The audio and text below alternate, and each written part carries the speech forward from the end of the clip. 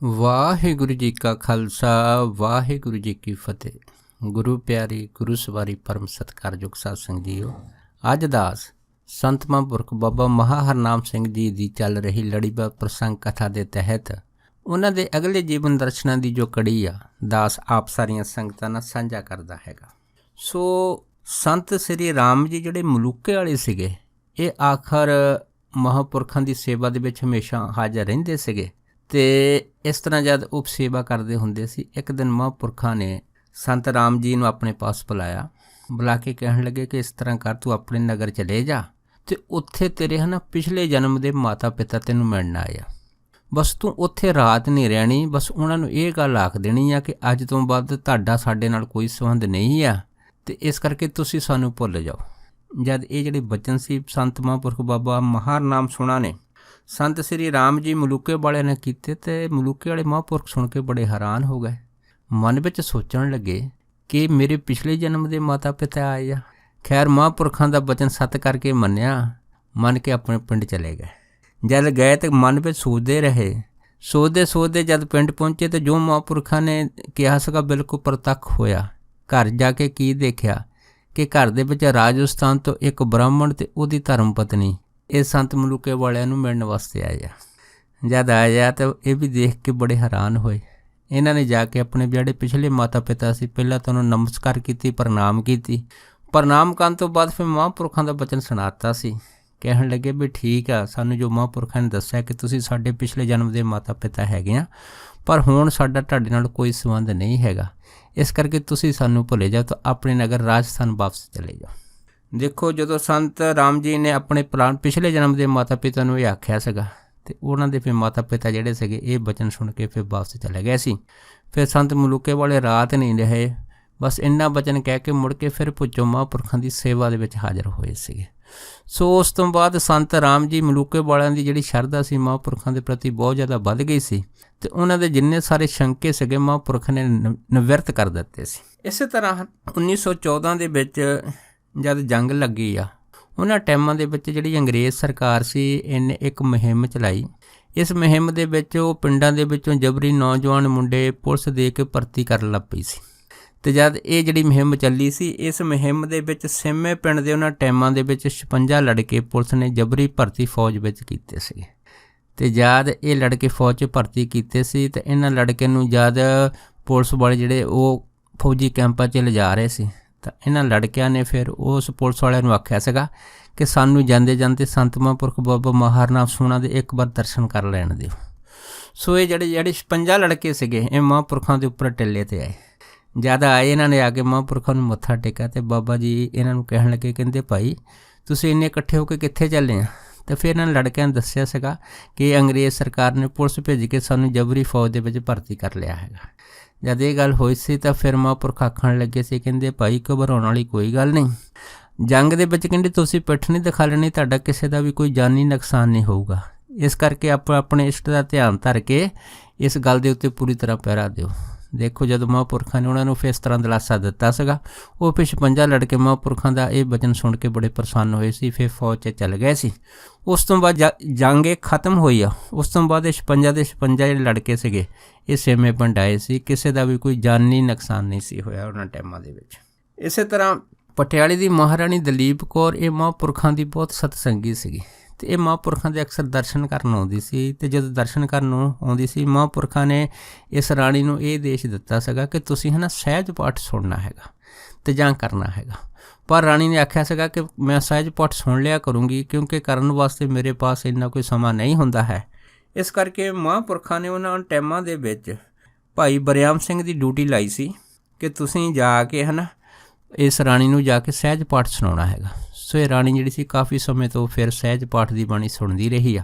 ਇੱਕ ਦਿਨ ਜਦ ਮਹਾਰਾਣੀ ਦਲੀਪ ਕੌਰ ਮਹਾਂਪੁਰਖਾਂ ਦੇ ਪਾਸ ਆਈ ਅਤੇ ਬੜੀ ਘਬਰਾਈ ਹਾਲਤ ਵਿੱਚ ਸੀਗੀ ਅਤੇ ਇਹਨਾਂ ਨੇ ਆ ਕੇ ਬਾਬਾ ਜੀ ਨੂੰ ਇਹ ਦੱਸਿਆ ਕਿ ਗੋਰੇ ਸਰਕਾਰ ਨੇ ਸਾਨੂੰ ਇਹ ਆਦੇਸ਼ ਦਿੱਤਾ ਹੈਗਾ ਕਿ ਉੱਥੇ ਜਦ ਜੰਗ ਲੱਗ ਰਹੀ ਆ ਅਤੇ ਜੰਗ ਦੇ ਵਿੱਚ ਤੁਸੀਂ ਆਪਣੇ ਜਿੰਨੇ ਵੀ ਪਟਿਆਲੇ ਦੀ ਫੌਜ ਦੇ 500 ਜਵਾਨ ਆ ਉਹ ਲੈ ਕੇ ਮਹਾਰਾਜਾ ਸਮੇਤ ਅਤੇ ਇਸ ਬੰਦਰਗਾਹ ਦੇ ਉੱਤੇ ਜ਼ਰੂਰ ਪਹੁੰਚੋ।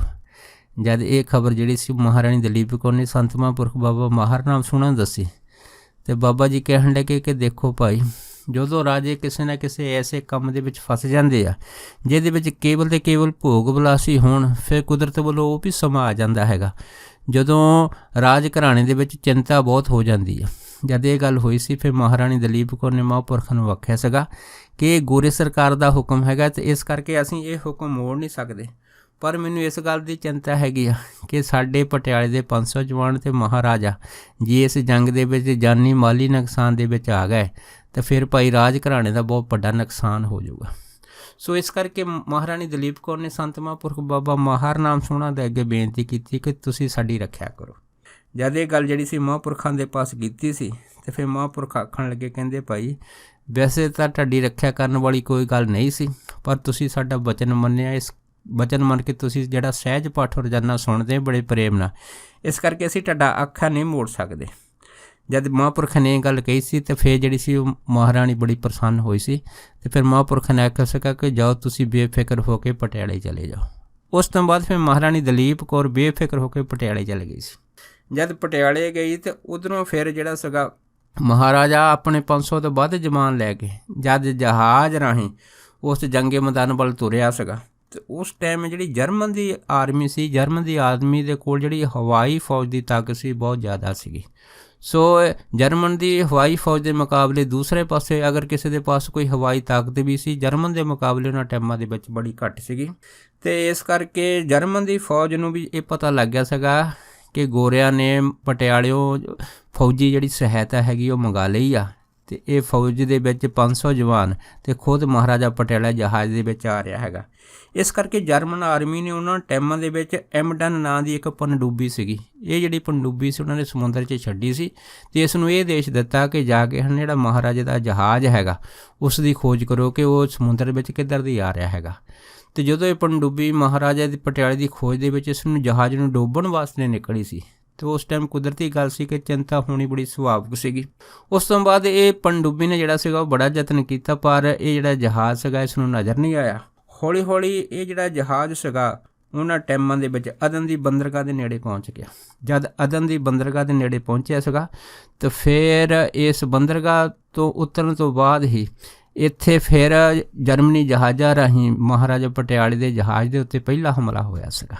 ਜਦ ਪਹਿਲਾ ਹਮਲਾ ਹੋਇਆ ਸੀਗਾ ਅਤੇ ਉਸ ਟਾਈਮ ਇਸ ਹਮਲੇ ਦੇ ਵਿੱਚ ਜਿਹੜੇ ਜਦ ਬੰਬ ਡਿੱਗੇ ਆ, ਪਰ ਬੰਬ ਦੂਰ ਦੂਰ ਡਿੱਗਣ, ਪਰ ਇਸ ਹਮਲੇ ਦੇ ਵਿੱਚ ਬਾਲ ਜਿਹੜੇ ਸੀਗੇ ਉਹ ਪਟਿਆਲੀਏ ਰਾਜੇ ਉਹਨਾਂ ਟਾਈਮਾਂ ਦੇ ਵਿੱਚ ਬਚ ਗਏ ਸੀਗੇ। ਜਦ ਬਚੇ ਸੀ ਤਾਂ ਉਹ ਜਿਹੜੇ ਸੀਗੇ ਰਾਜੇ ਉਸ ਟਾਈਮ ਫਿਰ ਮਹਾਂਪੁਰਖਾਂ ਦੇ ਅੱਗੇ ਬੇਨਤੀ ਕਰਦੇ ਸੀ। ਜਦ ਬੇਨਤੀ ਕਰਦੇ ਸੀ ਅਚਨਚੇਤ ਸੰਤ ਮਹਾਂਪੁਰਖ ਬਾਬਾ ਮਹਾਰ ਨਾਮ ਸੋਹਣਾ ਨੇ ਪਟਿਆਲੇ ਰਾਜੇ ਨੂੰ ਉੱਥੇ ਫਿਰ ਪ੍ਰਤੱਖ ਦਰਸ਼ਨ ਦਿੱਤੇ ਸੀ। ਜਦ ਪ੍ਰਤੱਖ ਦਰਸ਼ਨ ਦਿੱਤੇ ਸੀ ਜਿਸ ਨੂੰ ਦੇਖ ਕੇ ਰਾਜੇ ਦੇ ਅੰਦਰ ਬਹੁਤ ਹੌਸਲਾ ਜਾਗ ਪਿਆ ਸੀ। ਉਸ ਤੋਂ ਬਾਅਦ ਫਿਰ ਰਾਜੇ ਦਾ ਕੋਈ ਜਾਨੀ ਮਾਲੀ ਨੁਕਸਾਨ ਨਹੀਂ ਸੀ ਹੋਇਆ ਉਹਨਾਂ ਟਾਈਮਾਂ ਦੇ ਵਿੱਚ। ਫਿਰ ਉਹਨਾਂ ਟਾਈਮਾਂ ਦੇ ਵਿੱਚ ਜਿਹੜੀ ਜਰਮਨ ਫੌਜ ਸੀ ਉਹ ਪਿੱਛੇ ਹਟ ਗਈ ਸੀ।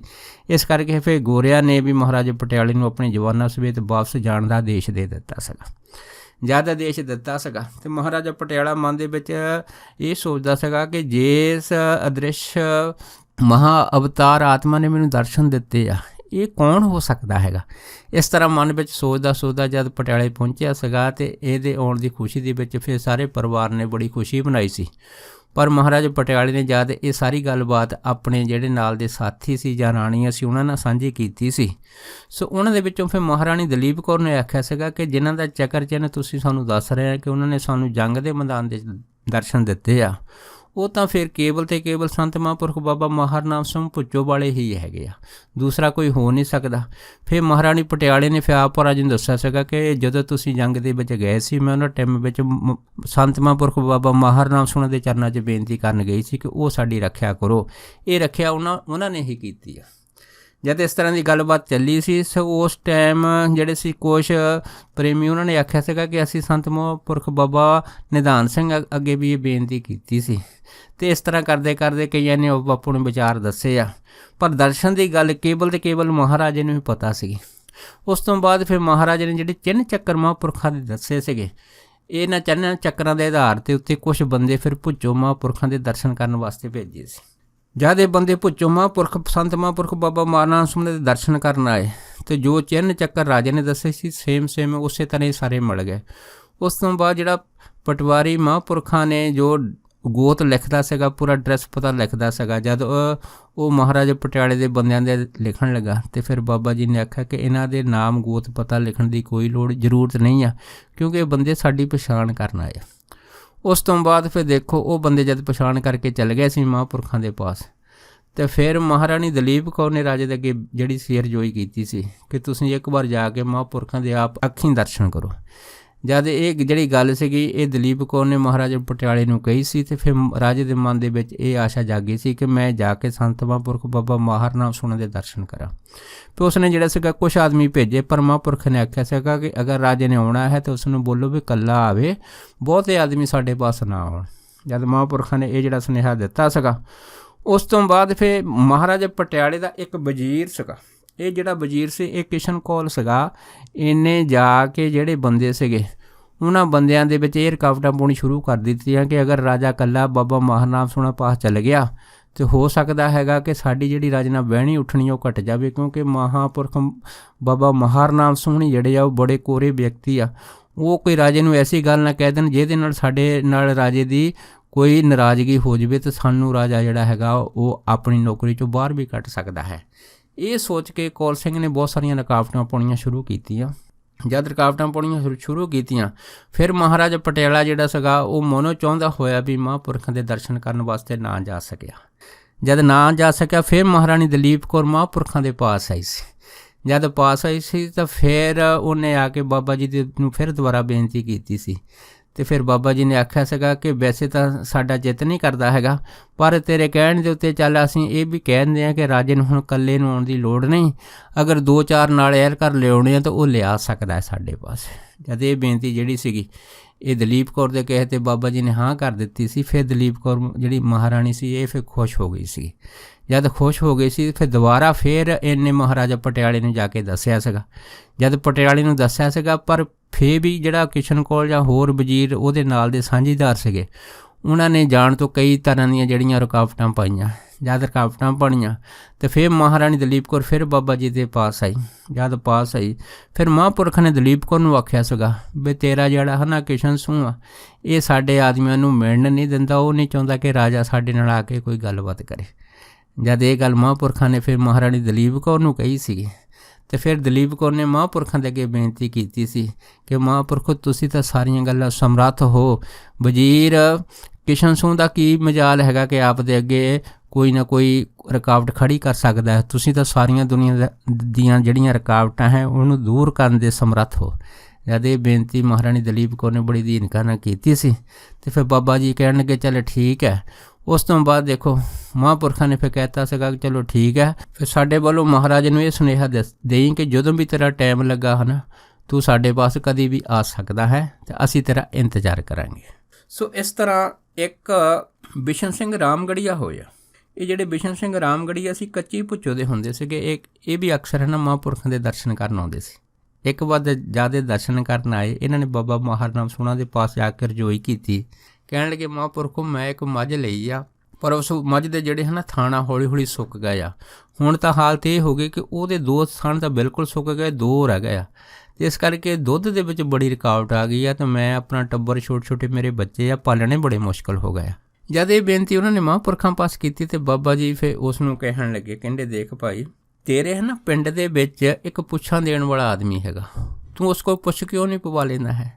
ਜਦ ਇਹ ਗੱਲ ਮਹਾਂਪੁਰਖਾਂ ਨੇ ਬਿਸ਼ਨ ਸਿੰਘ ਰਾਮਗੜੀਆ ਨੂੰ ਕਹੀ ਅਤੇ ਬਿਸ਼ਨ ਸਿੰਘ ਰਾਮਗੜੀਆ ਕਹਿਣ ਲੱਗਾ ਕਿ ਮਹਾਂਪੁਰਖੋ ਪਹਿਲੀ ਗੱਲ ਤਾਂ ਇਹ ਕਿ ਮੈਂ ਉਸ ਦੇ ਪਾਸ ਕਦੇ ਗਿਆ ਨਹੀਂ, ਅਤੇ ਦੂਸਰੀ ਗੱਲ ਹੈ ਕਿ ਮੇਰਾ ਇਹੋ ਜਿਹੀਆਂ ਗੱਲਾਂ ਉੱਤੇ ਯਕੀਨ ਵੀ ਕੋਈ ਨਹੀਂ ਗਾ। ਮੈਂ ਤਾਂ ਆਪਦੀ ਸ਼ਰਨ ਵਿੱਚ ਆਇਆ ਹੈਗਾ ਅਤੇ ਤੁਸੀਂ ਕਿਰਪਾ ਕਰੋ ਜਿਹਦੇ ਨਾਲ ਇਹ ਮੇਰਾ ਘਰ ਦਾ ਜਿਹੜਾ ਮਸਲਾ ਹੈਗਾ ਉਹ ਕਿਸੇ ਵੀ ਤਰੀਕੇ ਨਾਲ ਹੱਲ ਹੋ ਜਾਵੇ। ਜਦ ਇਹ ਗੱਲ ਬਿਸ਼ਨ ਸਿੰਘ ਨੇ ਬੜੀ ਰਜੋਈ ਨਾਲ ਕੀਤੀ ਸੀ ਅਤੇ ਫਿਰ ਮਹਾਂਪੁਰਖ ਕਹਿਣ ਲੱਗੇ ਚੱਲ ਠੀਕ ਆ, ਹੁਣ ਤੂੰ ਇੱਥੇ ਬੈਠ ਕੇ ਕੁਛ ਟਾਈਮ ਸੇਵਾ ਕਰ, ਅਸੀਂ ਤੈਨੂੰ ਹੈ ਨਾ ਸ਼ਾਮ ਨੂੰ ਦੱਸਾਂਗੇ। ਦੇਖੋ ਬਿਸ਼ਨ ਸਿੰਘ ਜਿਹੜਾ ਸੀਗਾ ਕੁਛ ਟਾਈਮ ਸੇਵਾ ਕਰਦਾ ਰਿਹਾ। ਜਦ ਸ਼ਾਮ ਦੇ 4 ਕੁ ਵਜੇ ਅਤੇ ਮਹਾਂਪੁਰਖਾਂ ਨੇ ਫਿਰ ਭਾਈ ਬਿਸ਼ਨ ਸਿੰਘ ਨੂੰ ਆਪਣੇ ਪਾਸ ਬੁਲਾਇਆ। ਜਦ ਬੁਲਾਇਆ ਅਤੇ ਉਸ ਨੂੰ ਇਹ ਆਖਣ ਲੱਗੇ, ਕਹਿੰਦੇ ਲੈ ਇਸ ਤਰ੍ਹਾਂ ਕਰ, ਤੂੰ ਆਪਣੀ ਜਿਹੜੀ ਮੱਝ ਹੈਗੀ ਆ ਇਸ ਨੂੰ ਹੈ ਨਾ 45 ਰੁਪਈਏ 'ਚ ਵੇਚ ਦੇ, ਅਤੇ ਇਹ ਜਿਹੜੇ 45 ਰੁਪਈਏ ਜਿਹ 'ਚ ਮੱਝ ਵੇਚੀ ਆ ਇਸੇ ਹੀ 45 ਰੁਪਈਏ ਦੇ ਵਿੱਚ ਕੋਈ ਦੂਸਰੀ ਹੋਰ ਮੱਝ ਕਿਸੇ ਵੀ ਤਰ੍ਹਾਂ ਦੀ ਹੋਵੇ ਉਸ ਨੂੰ ਆਪਣੇ ਘਰ ਲੈ ਆ। ਜਦ ਇਹ ਗੱਲ ਜਿਹੜੀ ਸੀ ਮਹਾਂਪੁਰਖਾਂ ਨੇ ਭਾਈ ਬਿਸ਼ਨ ਸਿੰਘ ਹੁਣਾਂ ਨੂੰ ਦੱਸੀ, ਭਾਈ ਬਿਸ਼ਨ ਸਿੰਘ ਹੁਣਾਂ ਨੇ 7 ਵਚਨ ਕਿਹਾ। ਉਸ ਤੋਂ ਬਾਅਦ ਇਹ ਆਪਣੀ ਜਿਹੜੀ ਇਹ 2 ਥਣ ਵਾਲੀ ਮੱਝ ਆ ਇਹ ਰਾਮਪੁਰ ਮੰਡੀ ਜਾ ਕੇ ਵੇਚ ਆਏ। ਜਦ ਉੱਥੇ ਮੰਡੀ ਜਾ ਕੇ ਵੇਚੀ ਤੇ ਉੱਥੋਂ ਫਿਰ ਇਸੇ ਹੀ 45 ਰੁਪਏ ਦੇ ਮੁੱਲ ਦੇ ਵਿੱਚ ਇੱਕ ਹੋਰ ਮੱਝ ਲਿਆ ਕੇ ਘਰ ਜਿਹੜੀ ਸੀ ਇਹਨਾਂ ਨੇ ਰੱਖ ਲਈ। ਜਦ ਘਰ ਰੱਖ ਲਈ, ਦੇਖੋ ਮਹਾਂਪੁਰਖਾਂ ਦੇ ਬਚਨ ਦੀ ਸੱਤਿਆ। ਉਹ ਜਿਹੜੀ ਨਵੀਂ ਮੱਝ 45 ਰੁਪਏ ਦੀ ਲਿਆਂਦੀ ਸੀ, ਭਾਈ ਬਿਸ਼ਨ ਸਿੰਘ ਰਾਮਗੜੀਆ ਦੱਸਦਾ ਸੀਗਾ ਕਿ ਉਸਨੇ ਘਰ ਦੇ ਵਿੱਚ ਇੰਨਾ ਦੁੱਧ ਦਿੱਤਾ ਕਿ ਸਾਡੇ ਸਾਰੇ ਟੱਬਰ ਦਾ ਜਿਹੜਾ ਜਿੰਨਾ ਵੀ ਰੋਣਾ ਧੋਣਾ ਸੀਗਾ ਸਾਰਾ ਉਸ ਮੱਝ ਨੇ ਉਹਨਾਂ 45 ਰੁਪਏ ਦੇ ਦੁੱਧ ਦੇ ਵਿੱਚ ਹੀ ਸਾਰਾ ਪੂਰਾ ਕਰ ਦਿੱਤਾ। ਕਹਿਣ ਤੋਂ ਭਾਵ ਇਹ ਹੈ ਕਿ ਘਰ ਦੇ ਵਿੱਚ ਦੁੱਧ ਦੀ ਇੰਨੀ ਬਰਕਤ ਆਈ ਆ ਕਿ ਸਾਰੇ ਟੱਬਰ ਦੇ ਵਿੱਚ ਬੜੀ ਖੁਸ਼ੀ ਦੀ ਲਹਿਰ ਹੋਈ ਸੀਗੀ ਉਹਨਾਂ ਟਾਈਮਾਂ ਦੇ ਵਿੱਚ। ਇਸੇ ਤਰ੍ਹਾਂ ਹੈ ਨਾ, ਇੱਕ ਸੇਠ ਲਛਮਣ ਦਾਸ ਹੋਇਆ, ਇਹ ਵੀ ਅਕਸਰ ਹੈ ਨਾ ਮਹਾਂਪੁਰਖਾਂ ਦੇ 1 ਮਹੀਨੇ ਦੇ ਵਿੱਚ 2 ਵਾਰ ਦਰਸ਼ਨ ਕਰਨ ਆਉਂਦੇ ਸੀਗੇ। ਅਤੇ ਸੇਠ ਲਛਮਣ ਦਾਸ ਦਾ ਇੱਕ ਰਿਸ਼ਤੇਦਾਰ ਸੀ ਜਿਹਦਾ ਨਾਂ ਸੀ ਕਾਸ਼ੀ ਰਾਮ। ਇਹ ਕਾਸ਼ੀ ਰਾਮ ਜਿਹੜਾ ਸੀਗਾ ਇੱਕ ਵਾਰ ਕਿਸੇ ਪਖੰਡੀ ਸਾਧ ਦੇ ਅੜਿੱਕੇ ਚੜ੍ਹ ਗਿਆ। ਜਦ ਇਹ ਚੜ੍ਹ ਗਿਆ, ਪਖੰਡੀ ਸਾਧ ਕਾਸ਼ੀ ਰਾਮ ਨੂੰ ਕਹਿਣ ਲੱਗਾ ਕਿ ਮੇਰੇ ਪਾਸ ਐਸੀ ਕਰਾਮਾਤ ਆ ਕਿ ਮੈਂ ਪੈਸੇ ਨੂੰ ਦੁੱਗਣਾ ਕਰ ਦਿੰਦਾ ਹੈਗਾ।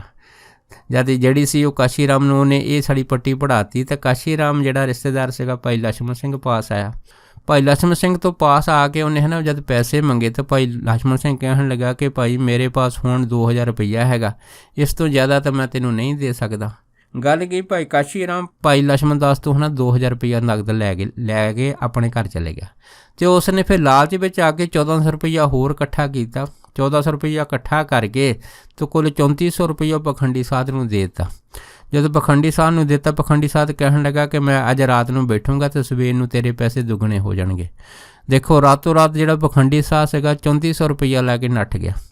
ਜਦ ਨੱਠ ਗਿਆ ਤਾਂ ਸਵੇਰੇ ਜਦ ਕਾਸ਼ੀ ਰਾਮ ਨੂੰ ਪਤਾ ਲੱਗਾ ਬਸ ਫੇਰ ਕੀ ਸੀਗਾ। ਫਿਰ ਉਸ ਨੂੰ ਬੜਾ ਇਸ ਗੱਲ ਦਾ ਦੁੱਖ ਹੋਇਆ ਕਿ ਹੁਣ ਮੈਂ ਕੀ ਕਰਾਂ। ਫਿਰ ਕਾਸ਼ੀ ਰਾਮ ਸਿੱਧਾ ਹੈ ਨਾ ਭਾਈ ਲਛਮਣ ਸਿੰਘ ਕੋਲ ਆਇਆ ਅਤੇ ਉਹਨੇ ਆ ਕੇ ਹੈ ਨਾ ਸਾਰੀ ਗੱਲਬਾਤ ਦੱਸੀ ਕਿ ਮੈਂ ਇੱਕ ਪਖੰਡੀ ਸਾਧ ਦੇ ਚੱਕਰ 'ਚ ਫਸ ਗਿਆ ਹੈਗਾ ਅਤੇ ਉਹਨੇ ਮੈਨੂੰ ਝਾਂਸਾ ਦਿੱਤਾ ਸੀਗਾ ਕਿ ਮੈਂ ਪੈਸੇ ਦੁੱਗਣੇ ਕਰੂੰਗਾ, ਪਰ ਉਹ ਸਾਰੇ ਪੈਸੇ ਲੈ ਕੇ ਭੱਜ ਗਿਆ ਹੈਗਾ। ਜਦ ਇਹ ਗੱਲ ਭਾਈ ਲਛਮਣ ਦਾਸ ਨੂੰ ਕਾਸ਼ੀ ਰਾਮ ਨੇ ਦੱਸੀ ਸੀ, ਫਿਰ ਲਛਮਣ ਦਾਸ ਮਹਾਂਪੁਰਖਾਂ ਦੇ ਪਾਸ ਆਇਆ। ਜਦ ਪਾਸ ਆਇਆ ਤਾਂ ਉਸਨੇ ਆ ਕੇ ਫਿਰ ਮਹਾਂਪੁਰਖਾਂ ਨੂੰ ਸਾਰੀ ਗੱਲ ਦੱਸੀ। ਜਦ ਸਾਰੀ ਗੱਲ ਦੱਸੀ ਤਾਂ ਮਹਾਂਪੁਰਖ ਕਹਿਣ ਲੱਗੇ, ਕਹਿੰਦੇ ਦੇਖੋ ਭਾਈ, ਇਸ ਦੁਨੀਆ ਦੇ ਅੰਦਰ ਕਿੰਨੇ ਧੋਖੇ ਚੱਲਦੇ ਆ, ਪਰ ਬਿਨਾਂ ਨਾਮ ਭਜਨ ਸਿਮਰਨ ਕਮਾਈ ਤੋਂ ਇਹ ਜਿਹੜੇ ਧੋਖੇਦਾਰ ਆਦਮੀ ਹੁੰਦੇ ਆ ਇਹਨਾਂ ਦੇ ਚਿਹਰਿਆਂ ਦੇ ਨਕਾਬ ਨਹੀਂ ਉਤਰਦੇ ਹੈ, ਕਿਉਂਕਿ ਉਹੀ ਆਦਮੀ ਪਛਾਣ ਸਕਦਾ ਹੈ ਜਿਹਦੇ ਅੰਦਰ ਨਾਮ ਦੀ ਰੰਗਤ ਹੋਵੇ। ਇਸ ਕਰਕੇ ਤੇਰਾ ਜਿਹੜਾ ਰਿਸ਼ਤੇਦਾਰ ਕਾਸ਼ੀ ਰਾਮ ਹੈ ਉਹ ਲੋਭ ਦੇ ਲਾਲਚ ਦੇ ਵਿੱਚ ਮਾਇਆ ਦਾ ਇੰਨਾ ਪੜਦਾ ਪੈ ਗਿਆ ਸੀਗਾ ਕਿ ਉਸ ਨੂੰ ਇਸ ਗੱਲ ਦੀ ਕੋਈ ਸਮਝ ਨਹੀਂ ਆਈ ਕਿ ਕੌਣ ਆਦਮੀ ਸਾਧ ਹੈ ਅਤੇ ਕੌਣ ਅਸਾਧ ਹੈਗਾ। ਜਦ ਇਹ ਬਚਨ ਮਹਾਂਪੁਰਖਾਂ ਨੇ ਕਿਹਾ ਸੀਗਾ, ਫਿਰ ਭਾਈ ਲਛਮਣ ਦਾਸ ਚੁੱਪ ਹੋ ਗਿਆ ਸੀ। ਪਰ ਫਿਰ ਭਾਈ ਲਛਮਣ ਦਾਸ ਨੇ ਬੇਨਤੀ ਕੀਤੀ ਕਿ ਮਹਾਂਪੁਰਖੋ ਹੁਣ ਰਕਮ ਬੜੀ ਵੱਡੀ ਆ, ਦੱਸੋ ਅਸੀਂ ਹੁਣ ਕੀ ਕਰੀਏ। ਫਿਰ ਬਾਬਾ ਜੀ ਉਸ ਨੂੰ ਆਖਣ ਲੱਗੇ, ਕਹਿੰਦੇ ਲਛਮਣ ਦਾਸ ਚੱਲ ਠੀਕ ਆ, ਤੂੰ ਸਾਡੇ ਆ ਕੇ ਬੜੀ ਸੇਵਾ ਕਰਦਾ ਹੈਗਾ, ਤੂੰ ਫਿਕਰ ਨਾ ਕਰ, ਕਿਸੇ ਨਾ ਕਿਸੇ ਤਰੀਕੇ ਦੇ ਨਾਲ ਇਹ ਜਿਹੜੇ ਪੈਸੇ ਹੈ ਤੇਰੇ ਪੂਰੇ ਹੋ ਜਾਣਗੇ। ਦੇਖੋ ਜਦ ਇਹ ਹੌਸਲਾ ਬਾਬਾ ਮਹਾਰ ਨਾਮ ਸੁਣਨ ਨੇ ਭਾਈ ਲਛਮਣ ਦਾਸ ਨੂੰ ਦਿੱਤਾ ਸੀਗਾ ਤਾਂ ਜਿਹੜਾ ਫਿਰ ਸੇਠ ਲਛਮਣ ਦਾਸ ਸੀਗਾ ਇਹ ਖੁਸ਼ ਹੋ ਗਿਆ, ਘਰ ਚਲਾ ਗਿਆ।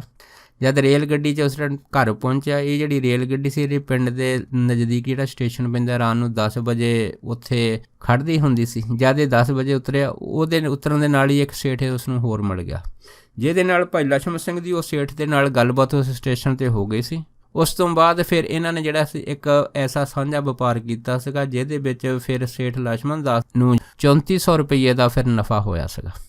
ਇਹ ਜਿਹੜਾ 3400 ਰੁਪਏ ਦਾ ਨਫਾ ਸੀਗਾ, ਇਹ ਸਾਰਾ ਜਿਹੜਾ ਮੁਨਾਫਾ ਸੀਗਾ ਫਿਰ ਸੇਠ ਲਛਮਣ ਦਾਸ ਦਾ ਪੂਰਾ ਹੋ ਗਿਆ ਸੀਗਾ। ਉਸ ਤੋਂ ਬਾਅਦ ਫਿਰ ਭਾਈ ਜਿਹੜੇ ਲਛਮਣ ਦਾਸ ਹੁੰਦੇ ਸੀ ਮਹਾਂਪੁਰਖਾਂ ਦੀ ਸੰਗਤ ਕਰਨ ਆਉਂਦੇ ਰਹੇ ਆ, ਅਤੇ ਇਹਨਾਂ ਦੀ ਸੰਗਤ ਕਰਨ ਦੇ ਨਾਲ ਮਹਾਂਪੁਰਖਾਂ ਨੇ ਆਖਿਆ ਹੈਗਾ ਕਿ ਭਾਈ ਤੇਰਾ ਜਿਹੜਾ ਕੰਮ ਹੈਗਾ ਹੋਰ ਵੀ ਚੜ੍ਹਦੀਆਂ ਕਲਾਂ 'ਚ ਹੋ ਜਾਊਗਾ, ਵੀ ਤੂੰ ਸਾਧ ਸੰਤਾਂ ਦੀ ਸੇਵਾ ਕਰ। ਜਦ ਜਿਹੜੀ ਸੀ ਇਹ ਭਾਈ ਲਛਮਣ ਦਾਸ ਨੇ ਜਿਹੜੀ ਸਾਧ ਸੰਤਾਂ ਦੀ ਸੇਵਾ ਕਰਨ ਲੱਗ ਪਏ ਸੀਗੇ, ਉਹਨਾਂ ਟਾਈਮਾਂ ਦੇ ਵਿੱਚ ਇੱਕ ਸਾਧ ਜਿਨ੍ਹਾਂ ਨੂੰ ਮਿਰਚਾਂ ਵਾਲੇ ਸੰਤ ਆਖਦੇ ਸੀਗੇ, ਬੜੇ ਮਸ਼ਹੂਰ ਸੀ। ਇਹ ਵੀ ਹੈ ਨਾ ਇੱਕ ਵਾਰ ਭਾਈ ਲਛਮਣ ਦਾਸ ਦੇ ਗ੍ਰਹਿ ਵਿਖੇ ਆਏ। ਜਦ ਗ੍ਰਹਿ ਵਿਖੇ ਆਏ ਤਾਂ ਇਹਨਾਂ ਨੇ ਆ ਕੇ ਹੈ ਨਾ ਭਾਈ ਲਛਮਣ ਦਾਸ ਤੋਂ ਮਿਰਚਾਂ ਮੰਗੀਆਂ। ਜਦ ਮਿਰਚਾਂ ਮੰਗੀਆਂ ਭਾਈ ਲਛਮਣ ਦਾਸ ਨੇ ਇਹਨਾਂ ਨੂੰ ਲਿਆ ਕੇ ਹੈ ਨਾ ਜਦ ਹਰੀਆਂ ਮਿਰਚਾਂ ਦਿੱਤੀਆਂ ਸੀਗੀਆਂ, ਅਤੇ ਇਹ ਦਹੀਂ ਦੇ ਵਿੱਚ ਜਾਂ ਦਾਲ ਸਬਜ਼ੀ ਦੇ ਵਿੱਚ ਦੁੱਗਣੀਆਂ ਮਿਰਚਾਂ ਖਾਂਦੇ ਹੁੰਦੇ ਸੀ, ਇਸ ਕਰਕੇ ਇਹਨਾਂ ਨੂੰ ਮਿਰਚਾਂ ਵਾਲੇ ਸੰਤ ਆਖਦੇ ਹੁੰਦੇ ਸੀ। ਇਸ ਤਰ੍ਹਾਂ ਭਾਈ ਲਛਮਣ ਦਾਸ ਇਹਨਾਂ ਦੀ ਸੇਵਾ ਕਰਦੇ ਰਹੇ, ਅਤੇ ਇਹਨਾਂ ਸੰਤਾਂ ਨੇ ਫਿਰ ਜਾਂਦੇ ਜਾਂਦੇ ਭਾਈ ਲਛਮਣ ਦਾਸ ਨੂੰ ਦੱਸਿਆ ਸੀਗਾ ਕਿ ਕੱਲ੍ਹ ਤੂੰ ਇਸ ਤਰ੍ਹਾਂ ਕਰ, ਮੰਡੀ ਦੇ ਵਿੱਚ ਜਿਹੜਾ ਰੂੰ ਹੈ ਵੇਚ ਦੇ, ਕਿਉਂਕਿ ਅੱਜ ਭਾਅ 18 ਹੈਗਾ, ਕੱਲ੍ਹ ਨੂੰ ਭਾਅ 20 ਰੁਪਈਏ ਹੋਵੇਗਾ। ਉਸ ਤੋਂ ਬਾਅਦ ਭਾਈ ਲਛਮਣ ਦਾਸ ਜਦ ਦੂਸਰੇ ਦਿਨ ਮੰਡੀ 'ਚ ਗਿਆ ਸੀਗਾ ਅਤੇ ਵਾਕਿਆ ਹੀ ਇਹਨੂੰ ਜਦ 2 ਰੁਪਈਆ ਕਿਲੋ ਪਿੱਛੇ ਹੋਰ ਮੁਨਾਫਾ ਮਿਲਿਆ ਸੀ। ਉਸ ਤੋਂ ਬਾਅਦ ਇਹਨੂੰ ਕਾਫੀ ਬਚਤ ਹੋਈ ਸੀ। ਉਸ ਤੋਂ ਬਾਅਦ ਫਿਰ ਇਹ ਮਹਾਂਪੁਰਖਾਂ ਦੀ ਸੇਵਾ ਕਰਦਾ ਰਿਹਾ। ਇਸ ਤਰ੍ਹਾਂ ਇੱਕ ਵਾਰ ਦੋ ਮਹਾਂਪੁਰਖ ਇਹਦੇ ਪਾਸ ਆਏ ਸੀਗੇ। ਜਦ ਆਏ ਸੀ ਤਾਂ ਉਹਨਾਂ ਨੇ ਆ ਕੇ ਫਿਰ ਭਾਈ ਲਛਮਣ ਸਿੰਘ ਨੂੰ ਜਿਹੜਾ ਇਹ ਪੁੱਛਿਆ ਸੀਗਾ, ਕਹਿੰਦੇ ਵੀ ਭਾਈ ਮਿਰਜ਼ਾਂ ਵਾਲੇ ਸੰਤ ਕਿੱਥੇ ਮਿਲਣਗੇ। ਜਦ ਇਹ ਗੱਲ ਹੋਈ ਸੀ ਤਾਂ ਭਾਈ ਲਛਮਣ ਦਾਸ ਨੇ ਉਹਨਾਂ ਨੂੰ ਆਖਿਆ ਸੀਗਾ ਕਿ ਉਹ ਮਹਾਂਪੁਰਖ ਤਾਂ ਜਿਹੜੇ ਆ ਉਹ ਆਪਣੀ ਕੁਟੀਆ 'ਚ ਰਹਿੰਦੇ ਆ, ਉਹ ਮੇਰੇ ਪਾਸ ਆਏ ਸੀ ਪਰ ਹੁਣ ਇੱਥੋਂ ਚਲੇ ਗਏ ਆ। ਜਦ ਇਹਨੇ ਇਹ ਗੱਲ ਆਖੀ ਸੀ, ਉਹ ਦੋਨੇ ਸੰਤ ਉੱਥੋਂ ਜਿਹੜੇ ਸੀ ਉਹ ਮਿਰਜ਼ਾਂ ਵਾਲੇ ਸੰਤਾਂ ਦੇ ਦਰਸ਼ਨ ਕਰਨ ਚਲੇ ਗਏ। ਜਦ ਦਰਸ਼ਨ ਕਰਨ ਚਲੇ ਗਏ ਤਾਂ ਪਿੱਛੇ ਫਿਰ ਇੱਕ ਦਿਨ ਹੈ ਨਾ ਭਾਈ ਲਛਮਣ ਦਾਸ ਇਹ ਵੀ ਪਿੱਛੇ ਉਹ ਮਿਰਜ਼ਾਂ ਵਾਲੇ ਸੰਤਾਂ ਦੇ ਦਰਸ਼ਨ ਕਰਨ ਗਿਆ। ਜਦ ਗਿਆ ਤਾਂ ਇਹਨਾਂ ਨੇ ਜਾ ਕੇ ਉਹਨਾਂ ਸੰਤਾਂ ਬਾਬਤ ਪੁੱਛਿਆ ਵੀ ਉਹ ਸੰਤ ਦੋ ਮੇਰਾ ਪਾਸ ਆਏ ਸੀ, ਉਹ ਆਪ ਦਾ ਪਤਾ ਟਿਕਾਣਾ ਪੁੱਛਦੇ ਸੀ। ਫਿਰ ਭਾਈ ਲਛਮਣ ਦਾਸ ਕਹਿਣ ਲੱਗੇ, ਕਹਿੰਦੇ ਵੀ ਸੰਤ ਮਿਰਜ਼ਾਂ ਵਾਲਿਆਂ ਨੂੰ, ਕਹਿੰਦੇ ਵੀ ਸਾਨੂੰ ਉਹ ਦੱਸੋ ਉਹ ਸੰਤ ਕਿੱਥੋਂ ਆਏ ਸੀ, ਕੌਣ ਸੀ। ਅਤੇ ਫਿਰ ਭਾਈ ਲਛਮਣ ਦਾਸ ਨੇ ਦੱਸਿਆ ਸੀਗਾ ਕਿ ਉਹ ਜਿਹੜੇ ਸੰਤ ਤੇਰੇ ਪਾਸ ਆਏ ਸੀ ਤੈਂ ਉਹਨਾਂ ਦੀ ਸੇਵਾ ਨਹੀਂ ਕੀਤੀ, ਸਿੱਧਾ ਸਾਡੇ ਪਾਸ ਭੇਜ ਦਿੱਤਾ। ਉਹ ਤਾਂ ਸੰਤ ਇੰਨੀ ਉੱਚੀ ਕਮਾਈ ਵਾਲੇ ਸੀਗੇ ਕਿ ਅਗਰ ਉਹ ਮਿੱਟੀ ਨੂੰ ਵੀ ਹੱਥ ਪਾ ਲੈਣ ਤਾਂ ਸੋਨਾ ਬਣ ਜਾਂਦਾ ਸੀਗਾ, ਪਰ ਤੂੰ ਇਹ ਅਵਸਰ ਗਵਾਤਾ ਹੈਗਾ। ਅਤੇ ਫਿਰ ਭਾਈ ਲਛਮਣ ਦਾਸ ਜੀ ਕਹਿਣ ਲੱਗੇ, ਮਹਾਂਪੁਰਖ ਉਹ ਸੰਤ ਹੁਣ ਕਿੱਥੇ ਚੱਲ ਗਏ। ਅਤੇ ਫਿਰ ਮਿਰਜ਼ਾਂ ਵਾਲੇ ਸੰਤ ਕਹਿਣ ਲੱਗੇ ਕਿ ਉਹ ਸੰਤ ਤਾਂ ਦਿੱਲੀ ਵੱਲੋਂ ਆਏ ਸੀ, ਹੁਣ ਤਾਂ ਉਹ ਦਿੱਲੀ ਵੀ ਪਹੁੰਚ ਗਏ ਆ। ਸੋ ਕਹਿਣ ਤੋਂ ਭਾਵ ਇਹ ਆ ਕਿ ਸੰਤ ਮਹਾਂਪੁਰਖ ਬਾਬਾ ਮਾਹਰ ਨਾਮ ਸੁਣਾ ਨੇ ਲਛਮਣ ਦਾਸ ਦੀ ਸੇਵਾ ਦੇ ਉੱਤੇ ਇਹਨਾਂ ਨੂੰ ਇੰਨਾ ਪ੍ਰਸੰਨ ਕੀਤਾ ਸੀਗਾ ਕਿ ਇਹਨਾਂ ਦਾ ਜਿਹੜਾ ਮੁਨਾਫਾ ਸੀਗਾ ਉਹ ਦਿਨੋਂ ਦਿਨ ਵੱਧਦਾ ਗਿਆ। ਇੱਕ ਦਿਨ ਬਾਬਾ ਜੀ ਨੇ ਫਿਰ ਇਸ ਨੂੰ ਆਖਿਆ ਸੀਗਾ, ਕਹਿੰਦੇ ਤੂੰ ਇੱਦਾਂ ਕਰ, ਮੰਡੀ ਦੇ ਵਿੱਚ ਆਪਣਾ ਜਿਹੜਾ ਰੂਮ ਵੇਚ ਦੇ, ਕਿਉਂਕਿ ਇਸ ਦਾ ਭਾਅ ਹੁਣ 32 ਰੁਪਈਏ ਹੋ ਗਿਆ ਹੈ। ਉਸ ਤੋਂ ਬਾਅਦ ਦੇਖੋ ਫਿਰ ਭਾਈ ਲਛਮਣ ਸੇਠ ਨੇ ਮਹਾਂਪੁਰਖਾਂ ਦੇ ਕਿਸੇ ਦੇ ਉੱਤੇ ਜਦ ਉਹ ਰੂਮ ਜਿਹੜਾ ਵੇਚਿਆ ਸੀਗਾ ਅਤੇ ਇਸ ਨੂੰ ਫਿਰ ਬਹੁਤ ਭਾਰੀ ਮੁਨਾਫਾ ਹੋਇਆ ਸੀਗਾ। ਇਸ ਤਰ੍ਹਾਂ ਇਹ ਮਹਾਂਪੁਰਖਾਂ ਦੀ ਸੇਵਾ ਕਰਦਾ ਹੋਇਆ ਬਹੁਤ ਅਮੀਰੀ ਪੈਸਿਆਂ ਦੇ ਵਿੱਚ ਇਹਦਾ ਜੀਵਨ ਬਦਲ ਗਿਆ ਸੀ ਉਹਨਾਂ ਟਾਈਮਾਂ ਦੇ ਵਿੱਚ। ਸੋ ਦਾਸ ਇੰਨੇ ਹੀ ਬਚਨ ਕਰਦਾ ਹੋਇਆ ਮਹਾਂਪੁਰਖਾਂ ਦੇ ਖੇਮਾਂ ਦਾ ਜਾਚਕ ਵਾ ਜੀ। ਹੋਈਆਂ ਬੇਅੰਤ ਭੁੱਲਾਂ ਚੁੱਕਾਂ ਦੀ ਖਿਮਾ ਬਖਸ਼ਣੀ, ਸੋ ਫਤਿਹ ਬੁਲਾਓ। ਵਾਹਿਗੁਰੂ ਜੀ ਕਾ ਖਾਲਸਾ, ਵਾਹਿਗੁਰੂ ਜੀ ਕੀ ਫਤਿਹ।